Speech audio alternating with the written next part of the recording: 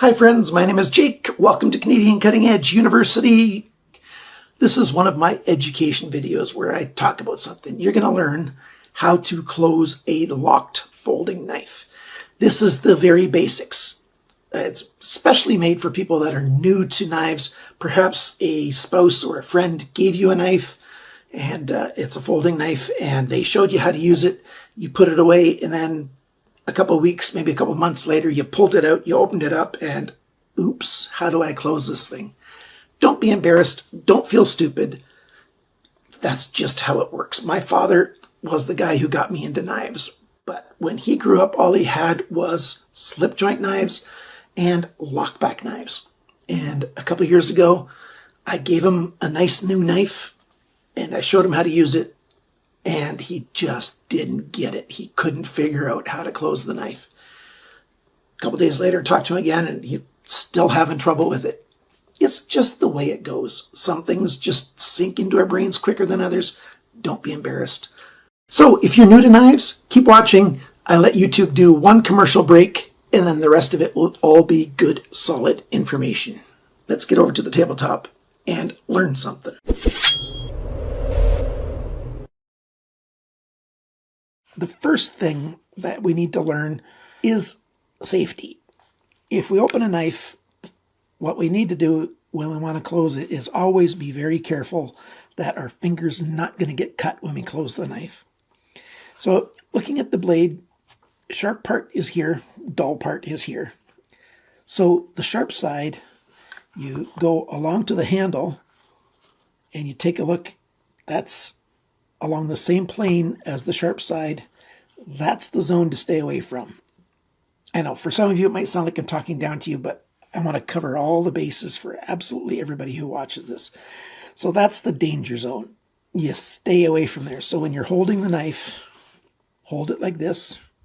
Don't put your fingers across it until you're ready. I'm talking about when you're wanting to close the knife. Keep your hands out of the way. Of course, when you're using the knife, your hand has to go over that area, and that's just fine. But when you're thinking about closing the knife, keep your hands totally away from there. So you might have to learn how to hold the knife safely when you're trying to close it. The first kind of knife that I'm going to talk about is this style. This is a liner lock knife. And it gets that name from these middle sections here. They're called the liners. So we've got the handle material, very often G10 on a lot of knives. On this knife, we've got brown handle material, and the liners are hidden inside. You can't see them. So you can't always see the liners. Let's see, do I have another knife? Here's another knife. And on here, the liners are steel. And then you see this dark part, the blue and black part. Those are the handle scales. So the liners are the steel on the inside, handle scales. On a liner lock, the liner is part of the locking mechanism. So keeping yourself safe, you take a look at the knife, take a look at the cutting edge, and you want to look on the side of the knife or the edge of the knife handle that is with the cutting edge. Cutting edge here, so I want to look on this side. So I'm looking at it, and if I see that there is metal coming back and it coming across towards the joint between the blade and the handle, called the pivot point.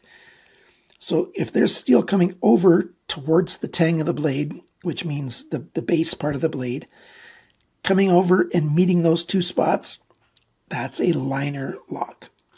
And to disengage it, you need to push it over to this side here. Let me see if I got a pen that I can point with. That's not a good one. I'll use this to point with. So there's going to be, if you see the liner here, there's a space between this G10 and the liner that's open now. What you need to do is push that steel back over. And of course, you don't use something like this. It actually is safest to use your hand. That way things don't slip. On this knife, if you're looking at this side, you can't look down and see anything. It's all even. But on this side, there's a bigger opening right here where your index finger goes when you're holding the knife. So you'll look at that spot where your index finger goes, and you can see that liner. Sometimes it's got milled sections where you got these lines right here. Sometimes you can't see much there at all, but there's going to be something exposed there that you can push over. And once you've pushed it over, you then take this finger, your index finger. So I like to hold it like this. Put my thumb in there, push it over, and then with this finger, I lift up.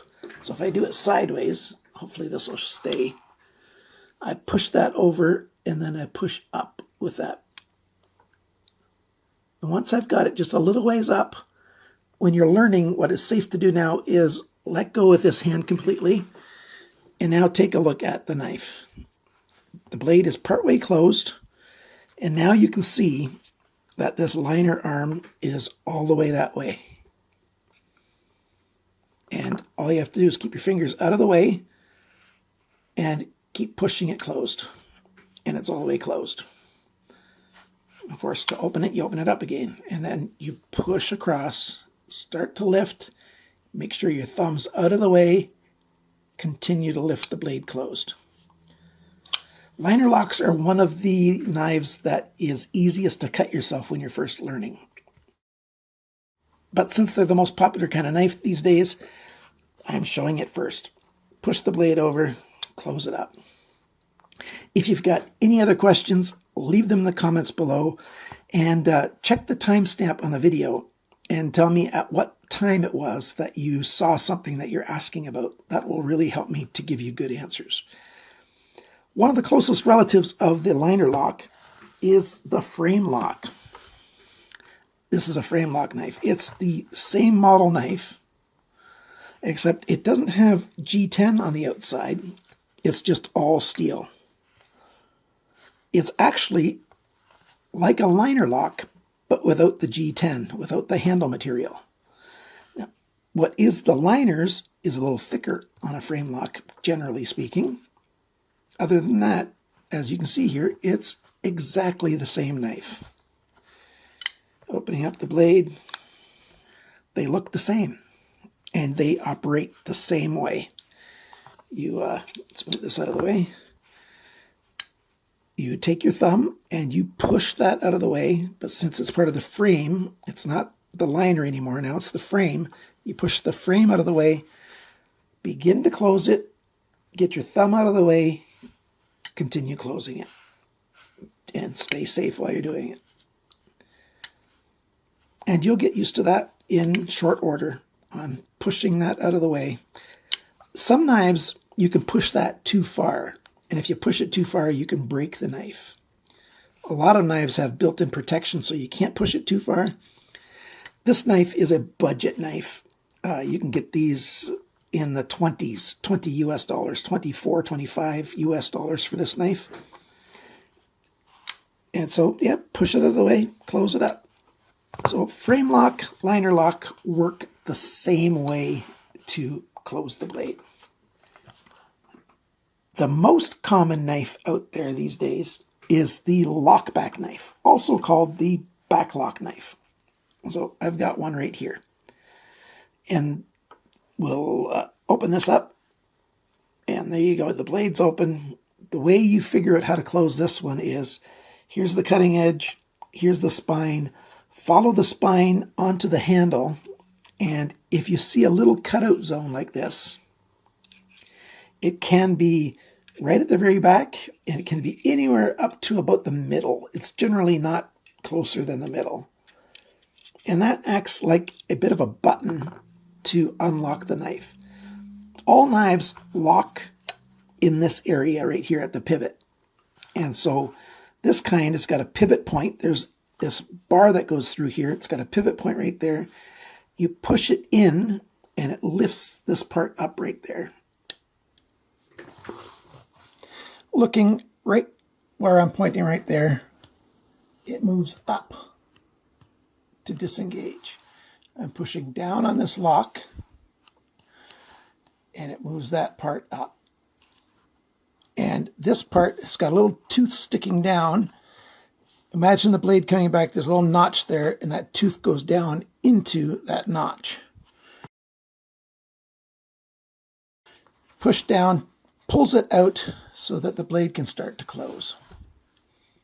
And now you can start to close the blade. Again, stop.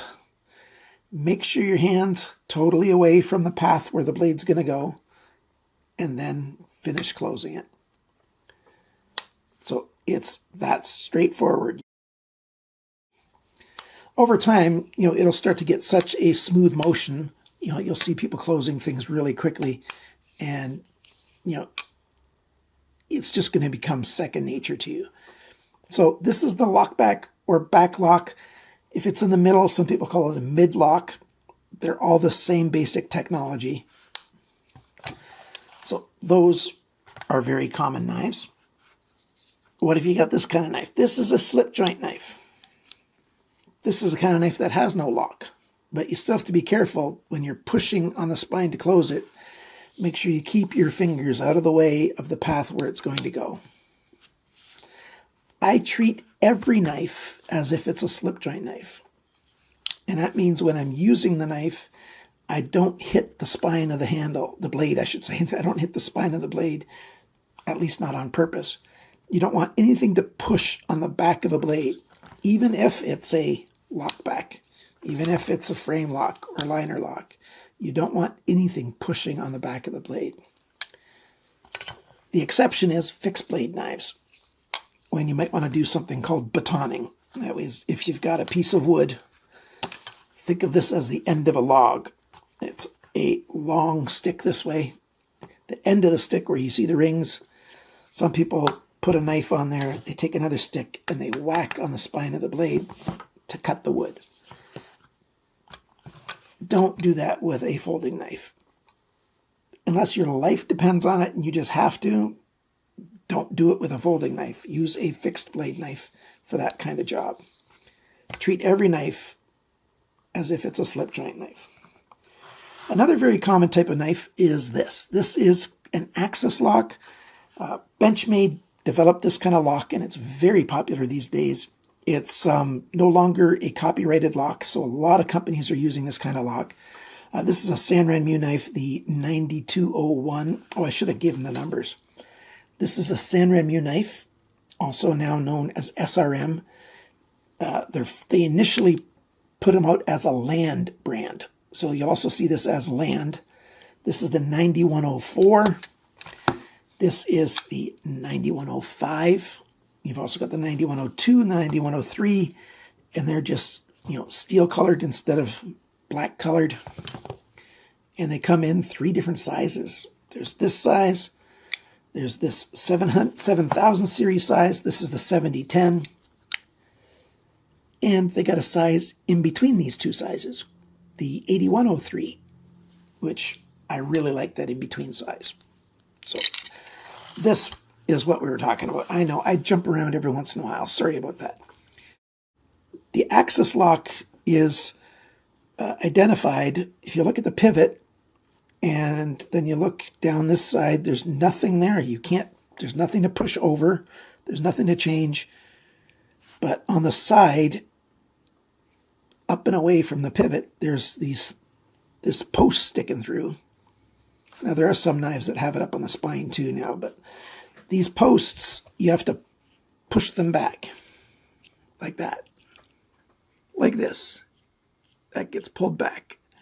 When it's back, it disengages so the blade can move. You can see right in that little spot, the blade's moving right there. When it's locked, it slides over and holds on to the tang of the blade. You usually use 2 fingers like this, and you pull them back. So you pull it back, and then you push on the spine, and then you stop pulling. Again, make sure your hands are clear on the path, and close it. Quite simple. This kind of lock can be a lot of fun, because you can just pull it back and then do a wrist flick. It's hard to do on camera, especially in this small camera. Kind of cool. But I'm not teaching tricks right now. This is the axis lock, and it's many, many variants. So what if you have a more traditional knife? Let's say you've got a Victorinox, and there's the nail nick. You open the knife up, and you go, how do I lock it?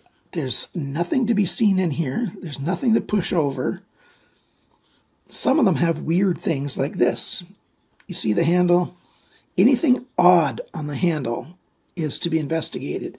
It's grippy. On this one, you pull back on it, and then you can start to close the blade. Then you let go, make sure your hand's clear, and close. On this Victorinox multi-tool, let's take the blade out. The blade's out, and again, there's nothing to be seen except there's this little grippy spot right there. And you pull back on that grippy spot, push on the spine just a little ways, stay out of the way, and close it the rest of the way. Here's an OPINEL knife.